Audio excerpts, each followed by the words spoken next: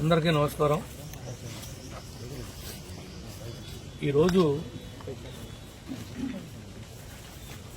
కొంతమంది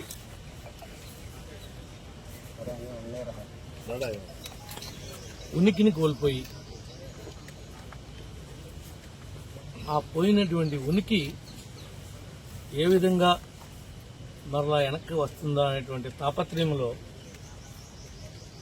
ఏదో ఒకటి చేసి సెన్సేషనల్ అవ్వాలి అని ప్రయత్నం చేస్తున్నారు.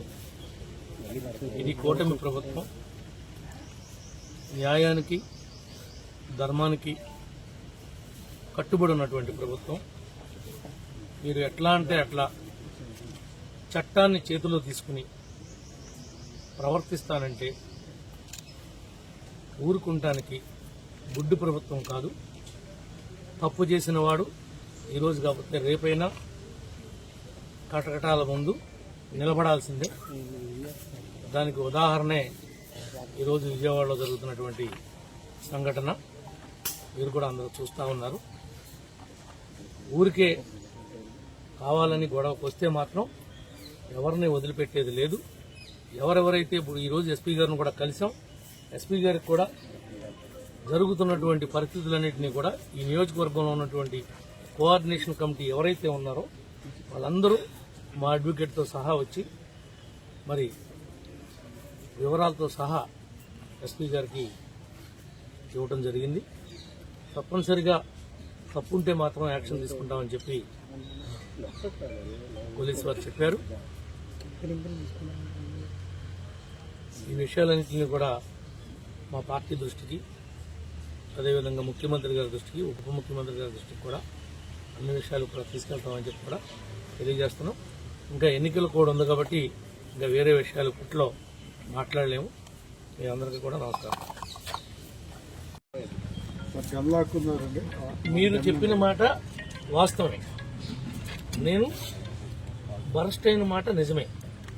నేనేమి శ్రీరామచంద్రుని చెప్పలేదే, మీకు నాకేం తెలియదని చెప్పలేదే.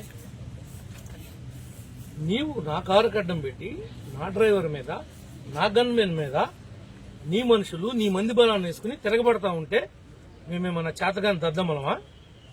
మేమేమన్నా గాజులు వేసుకున్నామా? నువ్వు ముండలాగా నువ్వు తిరుగుతూ ఉండి మా మీద తిరగబడే హక్కు మీకెవడిచ్చాడు? ఇది డెమోక్రసీ. నీకు శుభకార్యాలకు వెళ్లే రైట్ ఉంది, నాకు వెళ్లే రైట్ ఉంది. నేను వెళ్ళినప్పుడు నా కారు వస్తుంది, మీరు వెళ్ళినప్పుడు మీ కారు వస్తుంది. నేను వెళుతున్నప్పుడు నా కారు కడ్డంగా నీ కారు తీసుకొచ్చి పెట్టి కావాలని నన్ను ఆపటం ఇది భావ్యమా? ఈ విషయాలు అడగలేకపోయారండి మీడియా మిత్రులారా? ఎవరి కారుకి ఎవరు అడ్డం పెట్టారు? ఎందుకు పెట్టవలసి వచ్చింది?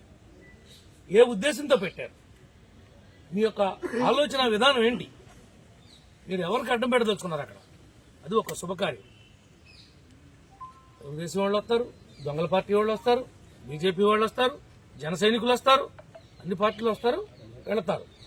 వచ్చినవాడు పెళ్లి పని చూసుకోవాలి, వాళ్ళకి విషయం చెప్పాలి. ఎవరన్నా మనకు కావాల్సిన వాళ్ళు ఉంటే ఆత్మీయంగా మాట్లాడుకోవాలి, మన పని చూసుకుని మనం వెళ్ళిపోవాలి. కార్లు అడ్డం పెట్టి వెళ్ళనీకోకుండా, కదలనీకోకుండా ఎవరి యొక్క స్వేచ్ఛని మీరు ఆపుతారని అడుగుతున్నాం. మేము అడిగిన దానికి మీరు అడగాలి వాళ్ళని. నిజంగా కారు పెట్టలేదా చెప్పమానండి. నీకు కావాలంటే విజువల్స్ ఇస్తా. నా కారు కెమెరా ఉంది. నా కారు ముందు క్వైట్ ఇంచు కూడా కదలతాగా లేకుండా అడ్డం పెట్టాడు. నా డ్రైవరు గన్మన్ నాతో ఉండిపోయాడు. నా డ్రైవరు 3 సార్లు సెక్యూరిటీ వాడిని, ఆ యొక్క కళ్యాణ మండపం సెక్యూరిటీ వాడిని పంపించి 3 సార్లు మేము సార్ వచ్చేసారు కారు తీయండి అని చెప్పి కవర్ పెట్టాడు. కారు తీయిపోగా ఎదురు మాట్లాడుతుంటే వీళ్ళు ప్రజల సొమ్ముతో బతికేవాళ్ళు, ప్రజల సొమ్ము కాజేసేవాళ్ళు, దోపిడీదారులు. వీళ్ళు తిరగటానికే హక్కు లేనటువంటి వాళ్ళు ఈ నియోజకవర్గంలో. వీళ్ళ ఇంటి ముందు రోజు వంట వార్పు జరుగుతుంది. కొన్ని కోట్ల రూపాయల డబ్బు లూటీ చేశారు. వాటికి సమాధానం చెప్పబడద్దని ఏదో బొంకుతుంటే సరిపోతుందా? నేను తిట్టాను అంటే తిట్టకేం చేస్తారు? నీ కారు గడ్డం పెడతాను, నీ మోటార్ సైకిల్ గడ్డం పెడతాను, నేను కథలని పడతాను. నువ్వు ఊరుకుంటావా మిత్రమా? నువ్వు ఊరుకుంటావా అని అడుగుతున్నా. నీకు ఆవేశం రాదా? నేను తిట్టలేదని మీతో చెప్పానా? తిడతమే కాదు, ఎక్కడి దాకా వెళ్ళాలో అక్కడ దాకా వెళతాం.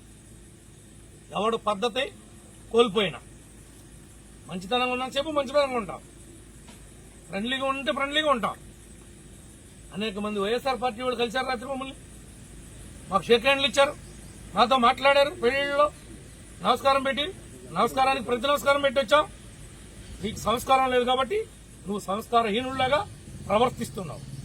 కబడ్దార్ ఏమనుకుంటున్నావు? కబడ్దార్. మంచిగా ఉన్నంతసేపు ఎవరి జోలికి చీమకి కూడా ఈ నియోజకవర్గంలో హాని జరగడానికి వీల్లేదు. వైఎస్ఆర్ నాయకుల్ని కార్యకర్తలను కూడా కాపాడాల్సినటువంటి బాధ్యత మాకుంది. ఇది డెమోక్రసీ. వాళ్ళకు కూడా మేము అష్యూర్ చేస్తాం. అంతే తప్ప తప్పు నడిచినా నడిపించినా మెస్సిలేదు లేదు, కదిలేదు లేదు. అది మాత్రం ప్రతి ఒక్కళ్ళు గుర్తుపెట్టుకోమని చెప్పి ఈ సందర్భంగా మీ ద్వారా, మా మీడియా మిత్రుల ద్వారా. ఇంకా ఎనీథింగ్ ఏమైనా అడుగుతారా మీరు? ఉంటే అడగండి, తప్పే ఉంది. అంతా స్ట్రైటే. నువ్వు అడగచ్చు కదా, ఆయనకి ఇస్తున్నావు డైరెక్షన్ ఎన్టీవీ ఆయనకి. నేను వాళ్ళ డ్రైవర్ని మందలించిన తర్వాత తీశాడు, అదే విజువల్ మీకు ఇస్తాను, నువ్వు చూడు. నా కార్కి ఇప్పుడు కెమెరా ఉంది, నా కార్ కెమెరాలో నువ్వు చూసుకో, నా కార్ కెమెరాలో చూసుకో. కారు అడ్డు లేక ఉండుంటే అసలు నేను కారు దిగి ఆ డ్రైవర్ని మందలించే పని ఉంది? ఎంత అసలు కదులుతా లేకుండా పెట్టలేదు చూడు. మీ దగ్గర ఉన్నది వాళ్ళు చూపించేది ఏంటి? కారు అడ్డు లేదు కదా, ఎట్ట వెళ్ళిపోయాడు, కారు అడ్డు ఉంటే అని అడుగుతున్నారు. నేను మందలించిన తర్వాత నీ డ్రైవరు మీ వాళ్ళు సమాధానం చెప్పలేక కారు తీశారు. నేను ఆ బూతులు తిడుతున్నప్పుడు వాళ్ళ దుర్భాషలు ఆడాను కదా, ఎందుకు ఆడాల్సి వచ్చింది? నేను దుర్భాషలు ఆడా అవసరం ఎందుకు వచ్చిందని ఆలోచించరే? నాకు అంత ఆవేశం ఎందుకు రావాల్సి వచ్చింది? నువ్వు కారు పెట్టించావు కాబట్టి, నువ్వు గొడవకి రెచ్చగొట్టడానికి ప్రయత్నం చేసావు కాబట్టి దానివల్ల మిమ్మల్ని కేకలేయాల్సి వచ్చింది. మిమ్మల్ని మాట్లాడింది కూడా అక్షర సత్యం. మీరు దానికి సరిపోయే మనుషులే. జేబు దొంగల మెరుగు మీకన్నా. ఆయన బాబు, ఆయన కార్యకర్తలు వాళ్ళు చేసినటువంటి లూటీలు 1, 2 కాదు. గ్రామాల్లో రోడ్లు పోస్తుంటే గవర్నమెంట్ మారిపోతే ఆ పైపులు అమ్ముకున్నటువంటి హీనస్థితి. గ్రామాల్లో పనిచేద్దామని సిమెంట్ రోడ్డు పోద్దామని ఇసుక, కంకర, సిమెంటు పెడితే అవి నీ కార్యకర్తలు నువ్వు అమ్ముకున్నటువంటి దిగజారిన పరిస్థితి. నీకు మాకు నక్కకి నాగలోకానికి ఉన్నంత తేడా ఉంది. మీ బ్రతుకే చందాలు వేసుకుని బతికే బ్రతుకు. గుళ్ళ మీద, హుండీల మీద డబ్బులు తీసుకుని ట్రస్ట్ అని చెప్పి ఒక్క పేదవాడికి కూడా 10 పైసలు సాయం చేయకోకుండా ఆ సాయిబాబా బొమ్మ పెట్టుకుని ఆ డబ్బులు తింటూ బతికేటువంటి కుటుంబం మీ కుటుంబం.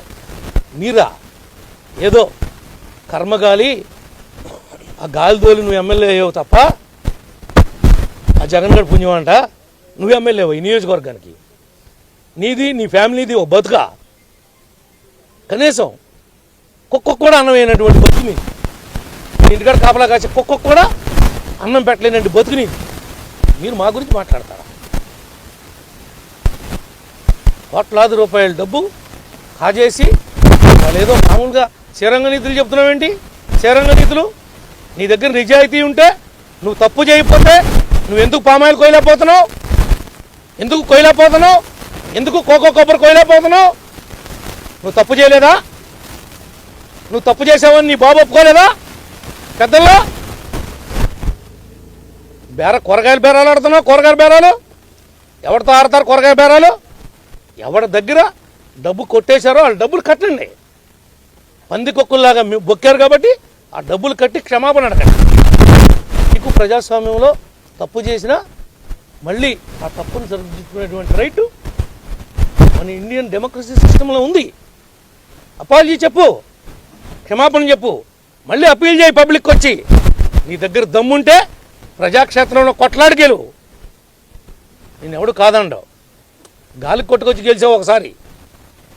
కానీ నీ ఇష్టానుసారంగా ఏది పడితే అది కారంట పెట్టకుండా పెట్టానని అబద్ధం చెప్పేయండి హీనమైన బతుకు కాదు మాది. చూపిస్తా ఇప్పుడు మీకు. బహిరంగ క్షమాపణ చెప్తాడా? ఆ విజువల్స్ మీకు ఇస్తా. ఇప్పుడు ఈ పక్కన అదేయండి, ఈ పక్కన ఇదేయండి. అది కాదో అవునో చూసుకోండి, డేట్ టైంతో సహా. వాడు కారు తీసింది కూడా ఉంది. నేను వెళ్ళి కేకలేసిన తర్వాత వాళ్ళ డ్రైవర్ కారు తీసింది కూడా ఉంది విజువల్, కంప్లీట్ వీడియో ఉంది. అది నా కారులో కెమెరా ఉంది కాబట్టి రికార్డ్ చేసింది. నా కారులోనే కెమెరా ఉంది, అది రికార్డ్ చేసిందే తప్ప నేను పెట్టింది కాదు. అది నేను ఇంటికి వెళ్ళిన తర్వాత చూసా రాత్రి. ఆ కెమెరా ఉన్న విషయం నాకు తెలియదు, డ్రైవర్ చెప్పాడు మన కెమెరాలో మొత్తం అంతా ఉందండి. చూడవా శివబాబు, ఆ వీడియో అంతా మొత్తం ఈ టీవీలో అందరికీ ఇవ్వు. వీళ్ళకి కావాలంటే వాడుకుంటారు, అవసరం ఉంటే. వీళ్ళకి అవసరం ఇది నిజమే అనిపిస్తే. భర్త దగ్గర ఉందా? భర్త వీళ్ళందరూ షేర్ చేయవా, టోటల్గా అన్ని ఛానల్స్కి షేర్ చేయి. దొంగ టీవీ కూడా ఇవి కావాలంటే. ఓకేనా? థ్యాంక్ యూ తమ్ముళ్ళు.